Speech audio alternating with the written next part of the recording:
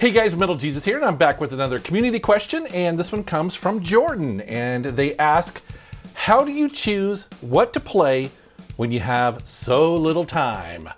Man, that is a question that a lot of us adult gamers ask ourselves all the time, don't we? And to help me answer this question, I've reached out to a bunch of my friends and fellow creators, and I think you guys are gonna find the answers very interesting. And we're gonna start with John from Gen X Grown Up.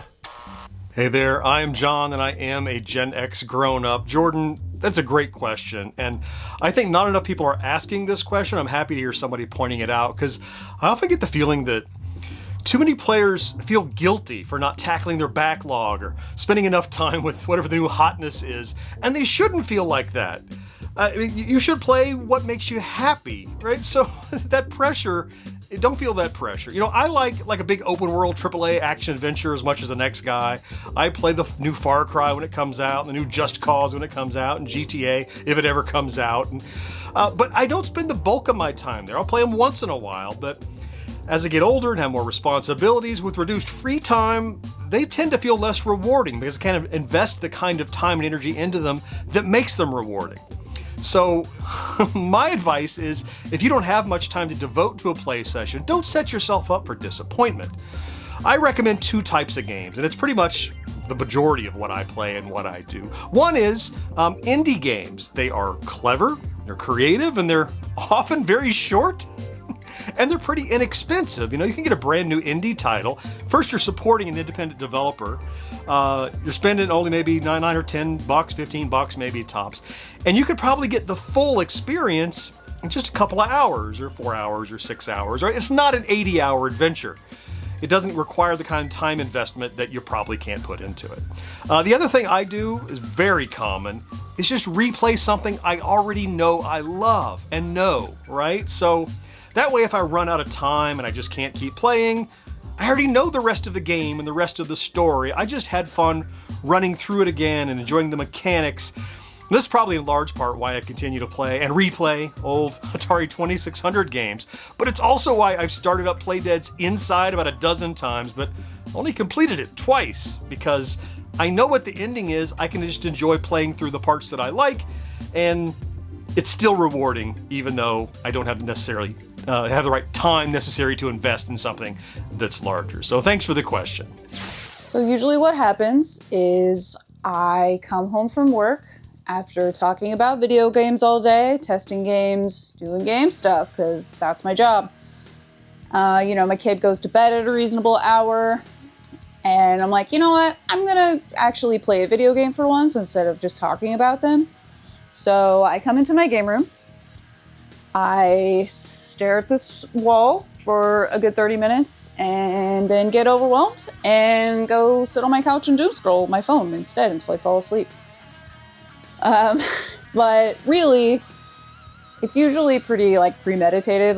I'm thinking about the game at some point in the day, and I'm like, you know what? I'm gonna go home and play that. Whether, someone's talked to me about it in the shop, or it's a game that's gotten traded in, or, something new that's come out. I'm usually thinking about it pretty hard for a little bit before I play. I mean, sometimes I just come in and I just do one of these and just play the game. But yeah, it's tough to choose when you're super busy. So a game I love to play if I don't have that much time on my hands, it's not Mario Kart 64, Diddy Kong Racing. Now this is one of my favourite kart racing games of all time. So if we're a bit short for time, me and the kids love having a few races. Diddy Kong Racing. Kids love all the cute little characters in it as well too. I really wish they made a sequel to this game, hopefully on the Nintendo Switch too, but I think I'm dreaming there. So if we don't have much time on our hands, we love playing Diddy Kong Racing. Thanks again, MJR, for having us on the channel. What do we choose to play when we have so little time? Yes. I'm gonna go with you first here. It's tough because I do so much. Obviously, we run a YouTube channel. I work at a local barcade. I'm in school. I do other things. It's just, I have no time, but I have to play video games. Yeah. I love video games. So at my house, I actually have a pretty small video game collection compared to this. So I kind of just pick one game, and I'm just like, okay, I'm gonna play this. And I've been in the mindset lately of, 100%ing games. Yeah. So like I recently 100%ed Breath of the Wild. Took me forever. I 100%ed the new Lego Star Wars Skywalker Saga. When I put a game in at home, that's going to be the game. And that's going to be in till I did it. And then when we're in the studio, it's like, okay, we play games that we're talking about, or a big decision for us is like, what's our next NDR? Yeah. And then that usually sits in the system. For me, very similar, but a little bit different. So my focus all the time is, what am I working on that's a no-death run on classic consoles? So I usually, when I get home from work, I usually beat my girlfriend home, and I'll do one quick run on that. But then I always have this little game that I don't know why I'm still playing it, but I've had a franchise since the game launched in MLB 08 The Show. Yep. That's my comfort food game. That's the game when I have no time, I'm just going to buzz through a quick game of MLB 08 The Show. You may be wondering, well, have you played any of the new shows on PS5? No, I haven't. I've never bought another baseball game since that game because I'm the Brewers, man. That's my team. I've put so much into that freaking game. Yeah, you always tell me, you're like, oh, now we're looking at free trades. We're buying a private jet. Yeah. And I'm just like, you can do that? I didn't even know you could do that. On MLB 08 The Show. I usually have like a game that I'm 100%ing, or like a pick up and play game. Yeah. So like that's kind of like you. It's like working on an NDR or a pick up and play game. So it's like always arcade stuff. Especially when we're together, it's like, okay, let's play a quick round of NFL Blitz. You don't get anything done, but you had a great time. Yeah, but you know, there's a lot of people that say I don't have time to game, and they still are binge watching shows and all this. So what's more important, the shows or the games? Shows are good. I do like shows and movies, but Me too. Games are fun too. Absolutely. So choosing what to play when you're limited on time is indeed something of a challenge. And I think a lot of people that have a normal day job but also love playing games probably face this often. In my case, it's extra weird because my day job is video game adjacent, working for Digital Foundry, of course. But obviously when I'm making videos for the channel, you know, I'm kind of limited by the game that I'm covering, even if it's not necessarily what I really wanted to play right at that moment, right? So when I actually have free time and want to sit down and play games, there's a lot of different factors that come into this.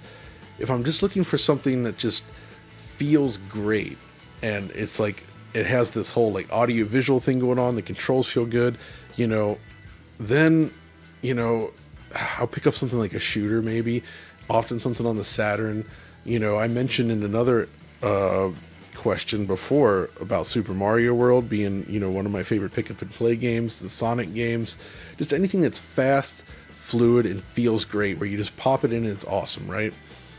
But then also, you know, I've been really doubling down on Japanese studies and going for the N2 level exam.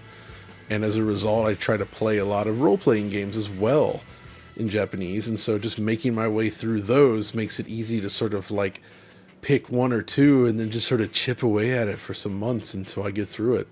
So that's another thing that sort of controls what I end up playing when I'm time limited.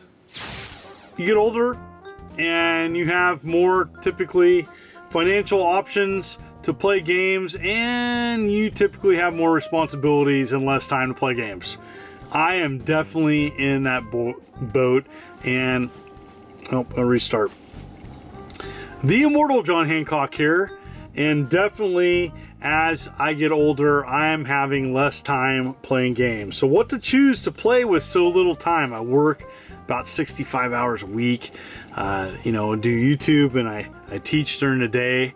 And I have my favorite games I like to play, but you know what do I choose to play with so little time? That's easy, because I've been playing one game more than others, and that is Balatro. Balatro to me is like the perfect game where you can just pick up and play, do a run. This is a awesome indie card game. It's on almost every modern platform out there.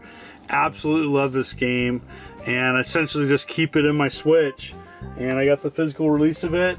And you know, if I'm tired and I'm just chilling on the couch, I'll pop this in and pretty much play it on a docked Switch on like a 65-inch TV, and that's how I end my day. And I absolutely love it. Balatro by far is kind of the go-to type of game.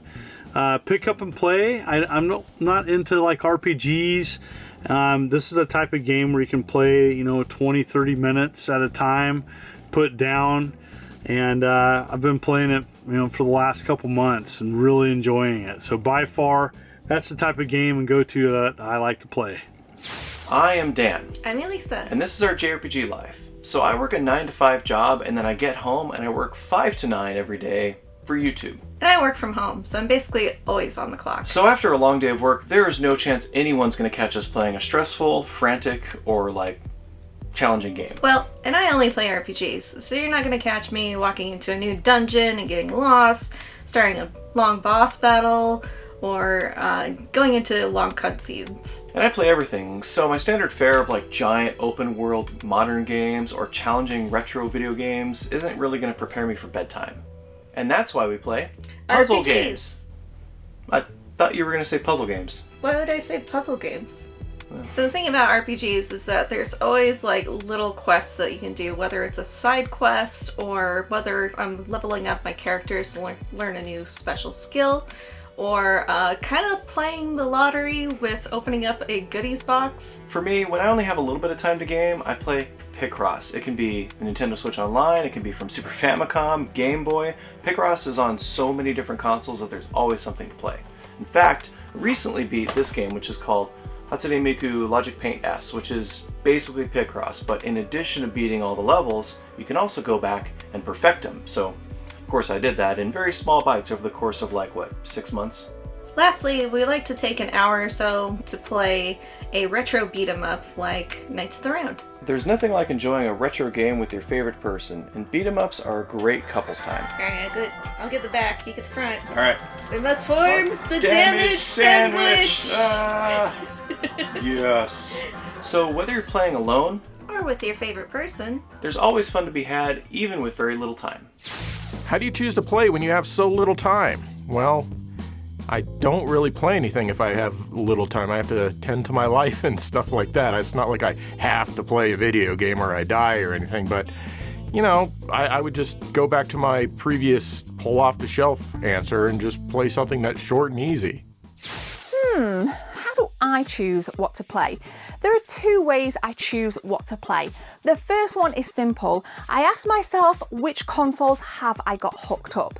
Now, recently I managed to hook up my Sharp SF1 so I can sit here on the beanbag and play the Super Nintendo or Super Famicom. The SF1 has a Super Nintendo built into a CRT. Mine is the 14-inch edition, and now I can just sit down and pull off a copy of, say, Final Fight on the Super Famicom, or hook up my adapter and play some PAL Super Nintendo right at the comfort here. I just need to plug it in, turn it on, and we are good to go. And it is the same upstairs in the lady loft. I have my new Super Nintendo kiosk up there, and it is ready to go at the flick of a button. So it's about what is easy for me just to kind of dive into in that moment. The second thing is, what am I in the mood for? For example, I love zombie apocalypse games, so I've been playing a lot of State of Decay 2 on my Series X, which is a new purchase for me, my Series X. I upgraded from the Series S, and I love just being able to soak into that. It's easy again, as is with my PS5. I'm going through a lot of PS5 games.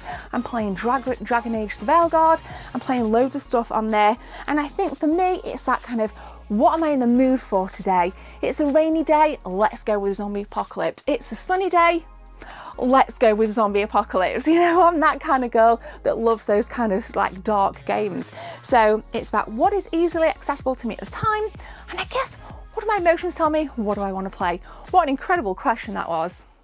A lot of good answers to that question, and I think the thing that I want to add to the discussion is arcade games. Specifically in my game room, I have a stand-up MAME arcade machine that is ready to go at a moment's notice. It has all of my favorite games. As a matter of fact, right now, it's currently configured to play a bunch of shoot-'em-ups. That's why the monitor is tilted that way. And so it works out really well if I don't have a lot of time or I don't necessarily know what I want to play. And that's really the beauty of arcade games, is that they are designed specifically for pick up and play, and also just being able to kind of bounce around between a bunch of them at once. I remember going to the arcades as a kid, and I'd play Frogger one moment, Spy Hunter the next moment, do some Hang On, maybe some Time Pilot. It was awesome. And so having that, in my game room is pretty cool, and I recommend it if you have the space for your game room or wherever you have your game collection to get a stand-up MAME arcade like that, or at least consider playing arcade games whenever you're not entirely sure what to play and you don't have a lot of time. I like it. It works out for me, but love to know what you guys think down in the comments below. And I want to thank all of the people who contributed to this video. So many cool retro gaming creators out there. I follow and love all of their videos, so please go and follow them as well. I'll put a link to their channels down in the video description below. All right, guys, thanks for watching.